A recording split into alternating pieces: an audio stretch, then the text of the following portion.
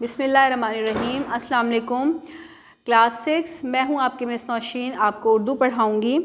بیٹا آپ سب اپنی اردو کی کتاب میں صفحہ نمبر 96 نکال لیں۔ صفحہ نمبر 96 پر ہمارا عنوان آج ہے مکمل باورچی خانہ، ٹھیک ہے۔ ایک کتاب کے اوپر تبصرہ ہے باورچی خانے کے بارے میں، آج ہم اسے جو ہے وہ اس کی پڑھائی کریں گے، اور آپ نے جو ہے ایکسرسائز جو ہے وہ خود سے اس کی جو ہے مشق وہ کرنی ہوگی۔ اس لیے میں آپ کو شروع سے بتاتی چلوں کہ بیٹا اس میں جو ہے سوالات ہیں، اس میں اس کے بارے میں پوچھا گیا ہے کہ اس میں جو کردار ہیں وہ خیالی ہیں، فرضی ہیں یا حقیقی ہیں۔ تو میں آپ کو بتا رہی ہوں کہ یہ ایک خیالی جو ہے وہ عنوان ہے اور فرضی ہے، حقیقت سے اس کا کوئی تعلق نہیں ہے، ٹھیک ہے۔ اسی طرح سے آپ مائنڈ جو ہے اپنا پریپیئر کر کے اس کو پڑھیں گے، سمجھیں گے تو اچھے سے آپ کو سمجھ آئے گا، اور جب آپ اس کی مشق کرنے بیٹھیں گے تو آپ کو اچھے سے سمجھ آئے گی، ٹھیک ہے۔ اب میں اس کی پڑھائی شروع کر رہی ہوں، آپ سب دھیان سے سنیں گے۔ جناب مطبخ مراد آبادی فرضی نام ہے، ٹھیک ہے، کہ یہ کتاب ہمارے پاس بغرض تبصرہ آئی ہے، یعنی ہم نے اس کے اوپر تبصرہ کرنا ہے۔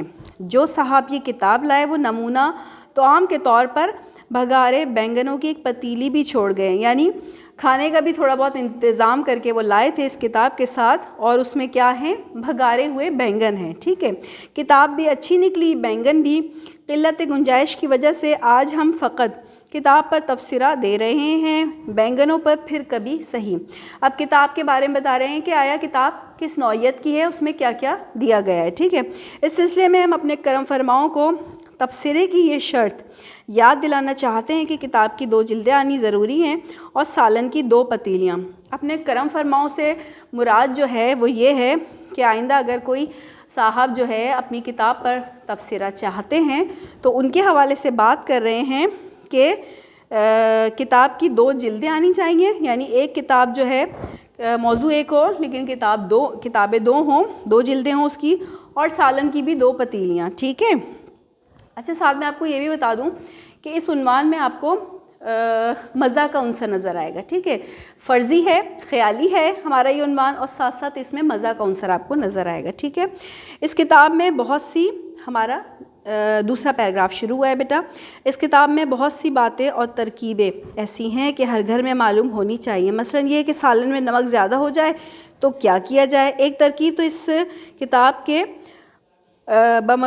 بموجب یہ ہے کہ اس سالن کو پھینک کر دوبارہ نئے سرے سے سالن پکایا جائے، یعنی کہ کتاب پر تبصرہ کرنے کے بعد جو ہے اس کا حل بھی بتا رہے ہیں ساتھ ساتھ، کہ پوچھا گیا ہے کہ سالن میں اگر نمک زیادہ ہو جائے تو کیا کرنا ہے، سالن کو پھینک دیا جائے یا اور نئے سرے سے سالن پکایا جائے، یا پھر کوئلے ڈال دیے جائیں سالن میں، چولہے میں نہیں سالن میں، ٹھیک ہے۔ بعد ازاں نکال کر دیکھیے، یعنی تیار ہونے کے بعد دیکھیے، یہاں تھوڑا سا ابہام ہے، یہ وضاحت سے لکھنا چاہیے تھا کہ کوئلے نکال کر سالن کھایا جائے یا سالن نکال کر کوئلے نوش کیے جائیں، یعنی کھائے جائیں۔ ہمارے خیال میں جو صورت پسند ہو اختیار کی جا سکتی ہے۔ کھیر پکانے کی ترکیب بھی شامل حاضہ ہے۔ اچھا، یہاں تک سالن کی بات ہو رہی تھی، اب کتاب میں ایک نیا جو ہے وہ نئے اس پہ ترکیب کے اوپر بات ہونی شروع ہو گئی، یعنی کھیر کی ترکیب کے اوپر، ٹھیک ہے۔ کھیر پکانے کی ترکیب بھی شامل کتاب حاضہ ہے، یعنی کتاب میں موجود ہے۔ اس کے لیے ایک چرخے، ایک کتے، ایک ڈھول اور ایک ماچس کی ضرورت ہوتی ہے۔ یہ نسخہ امیر خسرو کے زمانے سے آزمودہ چلا آتا ہے، لیکن اس میں ماچس کا ذکر نہ تھا۔ خدا جانے چرخے کو کیسے جلاتے ہوں گے۔ ٹہڑی کھیر عام کھیر کی طرح ہوتی ہے، فقط اس میں بگلا ڈالنا ہوتا ہے، بگلا ایک پرندہ ہے، ڈالنا ہوتا ہے تاکہ حلق میں پھنس سکے۔ اس کتاب میں بعض ترکیبیں ہمیں آسانی کی وجہ سے پسند آئی، مثلا بادام کا حلوہ یوں بنایا جا سکتا ہے کہ حلوہ لیجیے اور اس میں بادام چھیل کر ملا دیجیے، بادام کا حلوہ تیار ہے۔ بینگن کا اچار ڈالنے کی ترکیب یہ لکھی ہے کہ بینگن لیجیے اور بطریقہ معروف اچار ڈال لیجیے۔ مصنف نے دباچے میں اپنے خاندانی حالات بھی دیے ہیں اور شجرہ بھی منسلک کیا ہے، یعنی اپنا حسب و نسب بھی بتایا ہے۔ ان کا تعلق 2 پیازہ کے گھرانے سے ہے، شاعر بھی ہیں، بیاہ شادیوں پر ان کی خدمات حاصل کی جا سکتی ہیں، دیگے پکانے کے لیے بھی، صحرا کہنے کے لیے بھی۔